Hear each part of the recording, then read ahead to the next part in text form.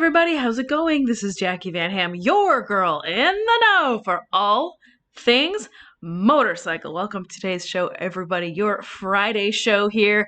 A little bit of fun fact Friday, a tiny little bit of news, and talking about some new bikes that have been burning down the internet this past week. And unless you, as I like to say, have been living under a rock, you know exactly what I am talking about. Finally, the grand premiere of the Pan America happened this past week. But not to be too outdone, the folks over at Triumph Motorcycle also released some details and images of their release for the Bonneville lineup. So this is just talking about Triumph Bonneville. They only released like 5 or 6 bikes. The rest of the bikes are coming on later on down the road, but they just wanted to do a little mini reveal of the bikes that are coming for 2021 for the Bonneville lineup from Triumph. So as always, I can see your comments. Feel free to peek in and say, hey, let me know where you're tuning in from. To all of our top fans, welcome back. To our new viewers, hola, konnichiwa, guten tag, bonjour, and bonjour. No, make sure you take a second, hit that share button right now at the bottom left-hand side of your screen. Share this video immediately with your friends who love hearing about kick-ass motorcycles. I've got pictures, I got videos, I got all sorts of cool stuff going on in today's show, and they are not going to want to miss it. So let's get down to it. First things first, as I just mentioned, the motorcycle that folks have just been, I don't know about you, but I have been waiting to hear more information about this bike for literally years now. They teased out this motorcycle, not literally the one on your screen, but that's a good buddy of mine. I thought it was super appropriate because the Pan America, isn't that really any motorcycle is an adventure motorcycle? Isn't that the theme? Isn't that the thought process?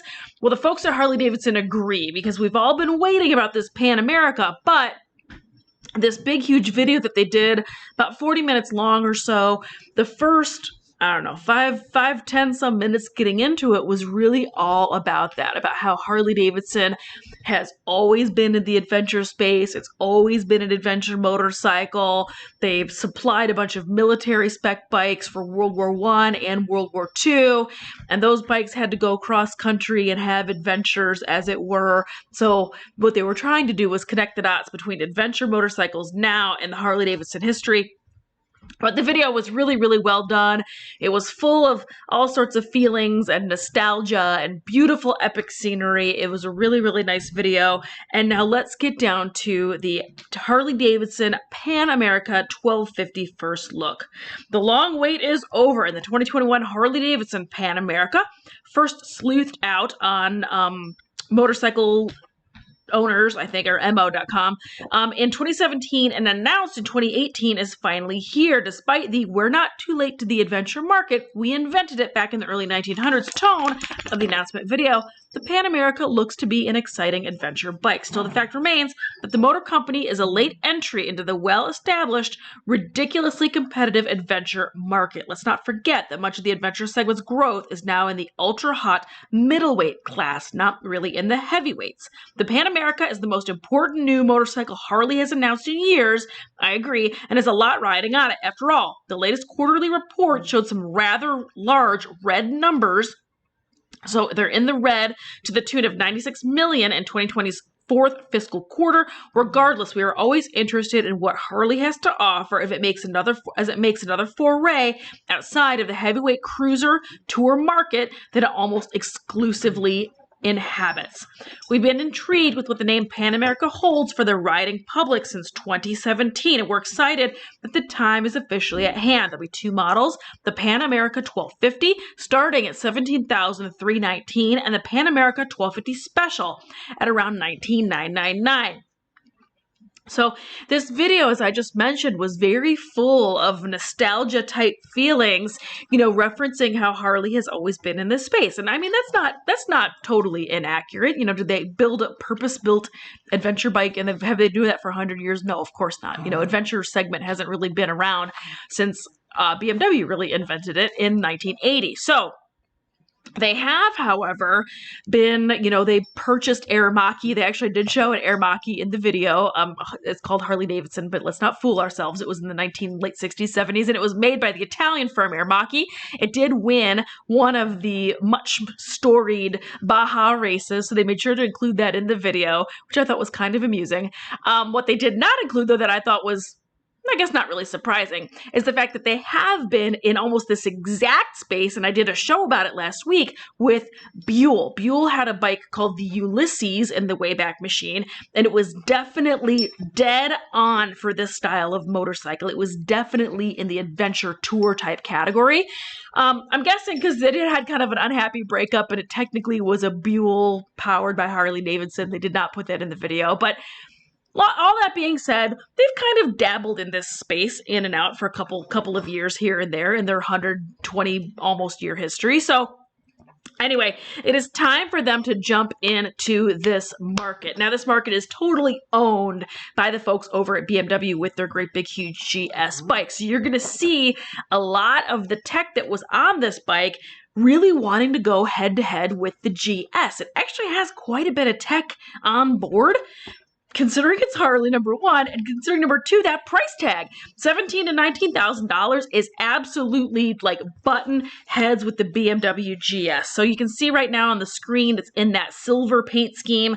There's of course this orange and kind of silver paint scheme that's been floating around for forever and ever. This is an up close of the super interesting auxiliary lights and headlights, as well as some of the luggage that are available. I lifted these directly from the video. And then the murdered out version of this bike with some of the luggage options that are going to be available for this machine. But really, really sharp looking, a really, really beautiful bike. I thought it looked really great. Again, the video was wonderful. You can go still see it over at the Harley-Davidson social media. I think it lives on the YouTube as well. It's about 40 minutes long. And then let's take a gander at Mr. Brad Richards, who is one of the, if not the lead designer for this bike. Whenever you do something that's kind of radically different and unexpected, you're going to shake people up.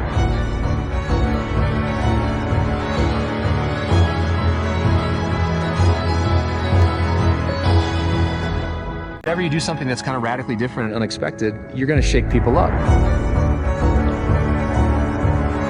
And there is that bike living in its intended environment, which is out on dirt roads. This gentleman that's talking in this video, like I said, is Mr. Brad Richards. He's been part of Harley-Davidson for many, many years now. He's a friend of mine, and he's a rad dude. But I grabbed this video on purpose because I love that he flat out even says it. Whenever you do something different, it's going to shake people up. And that it totally has. This bike has had people shook for several years now. Everyone's been waiting on the specs. Everyone's been guessing at the price tag, guessing at the seat height, 31.8 inches, by the way. So it's not for the shorties. It does, however, have this adjustable suspension. When you stop, the bike kind of lowers and seats itself a little bit. When you take off again, the bike stands up a little bit more. This is actually, in my mind, this is not uncommon at all with the BMW GS bike, because it being shaft driven, it naturally has that type of riding. It's not a suspension thing, but when the shaft drive slows down and comes to a stop, the bike kind of settles, and then when you get on it again, it kind of picks itself up. It's a super typical BMW thing. If you're a BMW rider, you know exactly what I'm talking about. So it's not technically suspension, but it has that same kind of vibe to it. So I thought that it was really interesting that they went ahead and put it on this bike. Now, here's one more thing I'm going to say about the seat height of this bike, which you know I love to get on here and complain about seat heights of bikes because I happen to be very, very short. I know a lot of people that are very short or are relatively short. You know, I'm not some sort of midget out here. You know, the average woman in America is what, 5'3" or 5'4", so we're all a little short out here as females. I don't know off the top of my head average male height. Sorry about that. Anyway, the thing that makes me think about this bike, and that I want to say about this bike and seat height, is that I have worked with Harley-Davidson and I've worked with BMW both. They're both excellent companies. I worked with BMW last year at Sturgis, and that seems like a really weird place to show these bikes, but we had a really awesome response from folks, and here's why. A lot of Harley-Davidson owners would come over and gravitate towards the tour bikes, of course, but when they would come and look at the GS, the reason why is because they were saying to me, this is the feedback I got a lot of, I love to go tour with my buddies. We love to go great big huge trips out west. A handful of them have GSs and they take them. And man, they always look so much more comfortable. They can go jump off and do fire roads easier than I can. I always love that bike, but that bike is too tall. And I heard it from men, particularly at Sturgis, all week long that we were there, all the time. Because even if they were more, standard height men, 6 foot tall, if they ride a Harley, they're used to like flat footing. They're used to that lower seat height. So I would take them over to the GS that had an adjustable suspension, which they do, or a low seat height, which they do, or a low factory a low factory frame, which they also do, and throw their leg over it. They could totally flat foot, and now they have had that aha moment because they're Harley riders that normally can flat foot their Harleys, and now they can flat foot a GS, and they were totally stoked. And I know I sold a couple of bikes that year, and I know that the dealer sold a couple of bikes that year because now these Harley owners had this little nugget of information to go into and talk to them about. So I think it's really a bit of a misstep to still make this very, very tall 31.8-inch seat height bike, because if they think they're going to get people off of like their glides and off of like a Sportster and go put them on this new Pan America, man, they're going to be in for a rude awakening when they figure out how tall this bike is, because it's the one biggest, pun intended, bar to entry for folks getting into the BMW GS category, I think. Anyway, that's just my 2 cents, and just because I've worked with both companies and I've heard a lot of feedback, that was the one thing that I thought about, and I really was hoping they were going to keep that in mind when they designed this bike and make it have a relatively low seat height for a dual adventure type bike, but they did not. Anyway, it doesn't matter. The bike is beautiful. If you're tall, congratulations. This bike is all for you. And they even say it on the website. They mentioned that the bike is tall. But the bike is beautiful, and in the video, there was one little Easter egg hiding in there, and this Easter egg is on your screen right now, and this is the Easter egg, the little hidden nugget of the 1250 Custom that is going to be coming from Harley-Davidson with that same 1250 platform. They were supposed to be making 4 or 5 plus bikes off of this new 1250 engine. A lot of those bikes have been scrapped because they're doing the rewire, they're slashing and burning. As I mentioned, they are down almost $100 million in Q4 for 2020. So they are definitely cutting way, way, way back on new models, and they are doubling down and hunkering down in their wheelhouse of big tour segment and trike segment. But they have committed to releasing this 1250 Custom off of that 1250 platform. Here is your Easter egg. Here is a photo of it. And man, is she dead sexy. This is not going to be the exact bike. This is just another little prototype, custom type thing. As you can tell from the seat, there's no way an OEM is going to release a bike with that kind of seat on it. That just is not going to happen. No. But it is going to be along these lines. This is a thing. This is real. And this is where they're headed with that 1250 platform. So I think it's super, super beautiful. What do you guys think about that over in the comments? Let me know what you think about that little hidden surprise in the video from Harley-Davidson's Pan America launch this past week. Not to be outdone, the folks over at Harley-Davidson, or the folks over at Triumph, have also launched a bike this week. It's been Harley all week long. I've got it on the brain. But no, not to be outdone, the folks over at Triumph also released their little mini lineup of Bonneville bikes. So this is going to be for their 2021 lineup. 2021 Triumph Bonneville family receives update. Of course, there's a little bit more tweaks, bells, whistles, upgraded engine performance, upgraded paint. I think there's upgraded brakes in here. We're just going to go through it real quick. Triumph Bonneville is one of those iconic motorcycles that even non-riders know the name of. Perhaps because their father rode one back in the day. In recent years, the Bonneville has grown into a decent-sized family. And like all families, the Bonnevilles change over time. Today, the 2021 Triumph Bonneville family made their first public appearance, and apparently they've been taking pretty good care of themselves during the pandemic. With Euro 5 compliance leads the change of changes. While Euro 5 compliance leads the list of changes each body model underwent, the good folks at Hinckley took the opportunity to grace a handful of key changes on each Bonneville model. This is the Bonneville 120 and T120 Black. Twin brothers of the Bonneville family have been working out in their spare time while most of us have been sitting on our couches eating ice cream, I'm included, and watching Netflix. The T120 and T120 Black have managed to lose a total of 15.5 pounds each, instead of gaining the COVID-19 15 pounds, which they were supposed to do. Power numbers from the 1200cc high torque parallel twin remain the same at a claimed 79 horsepower at 6,500 RPM and 77 pounds of torque at a low 3,500 RPM. By utilizing a lighter crankshaft and optimized clutch and bouncer shafts, the engine's rotating mass has been reduced for snappier throttle response. The engine's service intervals have now increased to 10,000 miles. That's the T120. This is the T120 Black, which is self-explanatory. It means it is a bit murdered out. Those are both beautiful T120s. That is a 1200cc model currently nowadays. The T100, however, is still down in the 900cc range, which I'm personally a bit of a fan of because it also means it's going to be a little bit lighter. The smaller sibling to the 1200cc Bonnevilles, the Triumph Bonneville T100 features a 900cc parallel twin. Not only did the T100 lose weight to the tune of 9 pounds, but it also gained in power output too.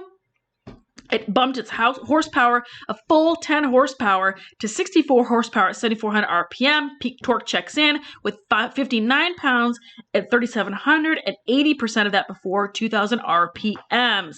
So really good looking. Again, another 900cc. So this is going to be in their middle range now because they bumped up to 1,200cc on almost all of their bikes.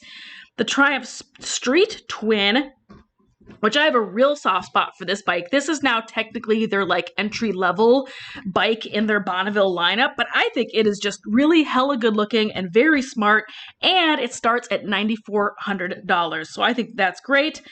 This is, again, another 900cc bike. This is the Street Twin. The Triumph Street Twin Gold Line Limited Edition. Woo! Dead sexy. I love this bike. Again, it's just a little bit of fancy paint on this bike, but I think it looks super, super class. And this is going to set you back at $10,150. So it's a little bit more expensive than the base Street Twin. They've cleaned up the Speedmaster a little bit, and thank goodness, because the Speedmaster has been around for a hot minute. It used to have a very, I think they were going for like an American V-twin type front end. It had a kind of a bit of a raked front and a bigger front end, like a really beefy front end on it. It was kind of heading into like a cruiser vibe. Well, the past handful of years, they've gone back to their roots. They've cleaned this up. They've shortened the wheelbase up a little bit. It looks a little bit more like it belongs in the Bonneville lineup, in my humble opinion. So the Speedmaster is tidied up, great looking bike.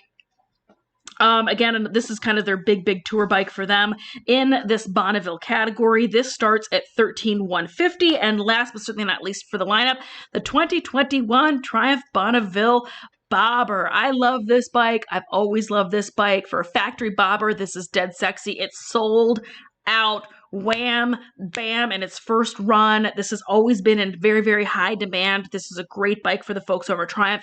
It has that very like hard-tailed look, but it's not. It's a soft tail. Just super classy, super elegant for a factory bobber. I think it's great. It's neat. It's right on time, and it sells like hotcakes. Good for them. This bike starts at $13,150 price tag with Matte Storm Gray, Matte Storm Ironstone, Cordovan Red, and Jet Black color options. This is, again, another 1200cc engined bike from Bonneville. And the fork holds a new fat 16-inch front wheel and the Brembo calipers of the other Bonnies. So I like to see that because the front wheel used to be larger, and like I said, they were trying to go for kind of a bit of an American cruiser type vibe, and they've scrapped that and gone back to, or not for the Bobber, but for the previous bikes too. But anyway, the Bobbers always had this tidy look, so scratch what I just said. It's always been that 16-inch front wheel, but I think it looks great. Beautiful. Love that from the folks over at Triumph.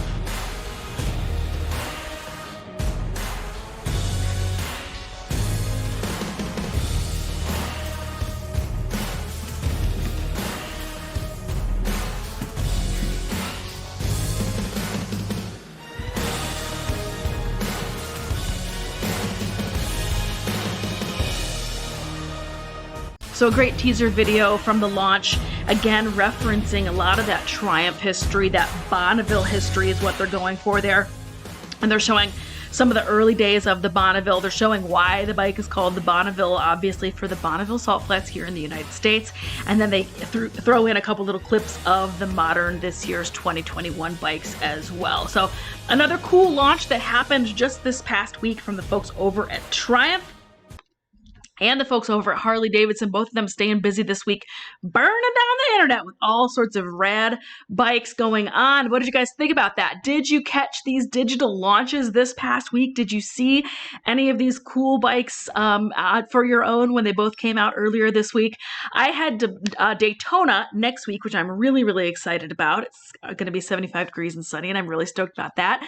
But also, this is where a lot of these new bikes that end up getting launched over the wintertime make their first appearances. releases. So who knows? Maybe there'll be some new bikes being shown off by the folks over at Harley-Davidson, and maybe Triumph will have a little display there as well.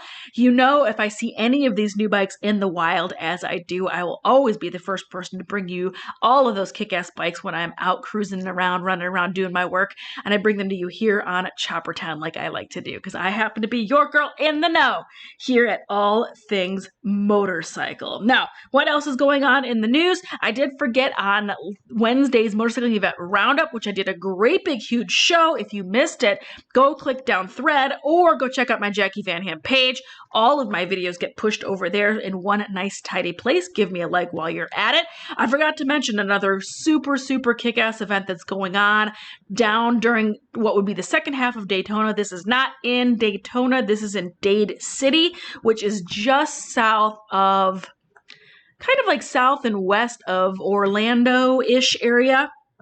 Anyway, this is a really neat event. This is called Day in the Dirt. This is a motocross event. They invite all sorts of like stars and celebrities of motocross. Past and present are there. They run 2 strokes at this event. It's sponsored by Red Bull, so you know it's just a hell of a party. This is going on March 12th through the 14th down in Florida as well. So I just wanted to go ahead and bring that up because I missed it on Wednesday's show. I will not make it to this event. I would love to make it to this event. I will be holding down a booth at the Speedway for my friends at BMW. So I will be working during those days. So if you go for me, please let me know. Go check this event out. This looks incredibly fun, very cool, and just like an hour or 2 away from Daytona. So you can still make it back in time to go to the races in Volusia because AFT is running during a couple of those nights. Again, I did a great big huge show on Wednesday about everything that's going on in Daytona. Make sure you click over to it and go check it out. Also this week, and I did mention it on Wednesday, the press release did finally come out for the Get On Moto Fest. This is going on in Dallas. This is May 21st, 22nd, and 23rd. This is the same weekend as the American Flat Track races in the Dallas-Fort Worth area. So pencil this in on your calendar right now. You are not going to want to miss it. Every demo truck on the planet is going to be there. There's going to be a bike show, a custom bike show. There's going to be vendors. There's going to be food. There's going to be food trucks. There's going to be bands. There's going to be me. I'm going to be up on the stage announcing and emceeing this whole event, and it's going to be super kick-ass, and it is powered by the folks over at Moto Holdings, the parent company, for brands that you love, such as Revzilla, J&P Cycles, Cycle Gear, Reaver, and many others. So make sure you put that on your calendar because I would love to see you there. What do you guys think about that? What did you think about today's show? All sorts of rad stuff going on all over the planet. Tons of cool stuff going on out here. Different and unexpected. Oops, there we go. Tons of cool stuff going on out here. I try to bring you all of the good news here on my show, so make sure you hit that notifications on button. You are not going to want to miss it. I will be gone starting next week, so I will not be doing my regular show like I do here in my home studio. I will be out on the road. So again, hit notifications on because I will bring you all of the best stuff going on at Daytona as long as I can get away from work and go find it. But I will be at the BMW display at the Speedway. If you're going to Daytona, come and track me down. I'm at the truck every single day till about 5 o'clock in the afternoon. So come on by and say hey. So I will see you from beautiful sunny Florida. Have a great weekend no matter where you are out there in the world. Please do ride safe, and I will see you guys next week. Huge thanks to my show partners for the past year. My friends over at Vroom Retract Vac, vroomyourroom.com. Support the show by picking up a kick-ass light fixture. I build these all by myself here in my shop, KentuckyBuilt.com. Thank you so much to Choppertown, Zach Kaufman, and everybody over here, my home for all of my All Things Motorcycle vlogs for the past 5 years. I couldn't do it without you guys. Thanks for tuning in. Thank you to my event partner for this month, BMW Motorrad. I will be with them at the Daytona International Speedway. Make sure you come by and come say hey. And my event partner for this spring, the Get On Moto Fest at the Texas Motor Speedway, May 21st through 23rd. Thank you so much, everybody. Have a great weekend, and I will see you next week.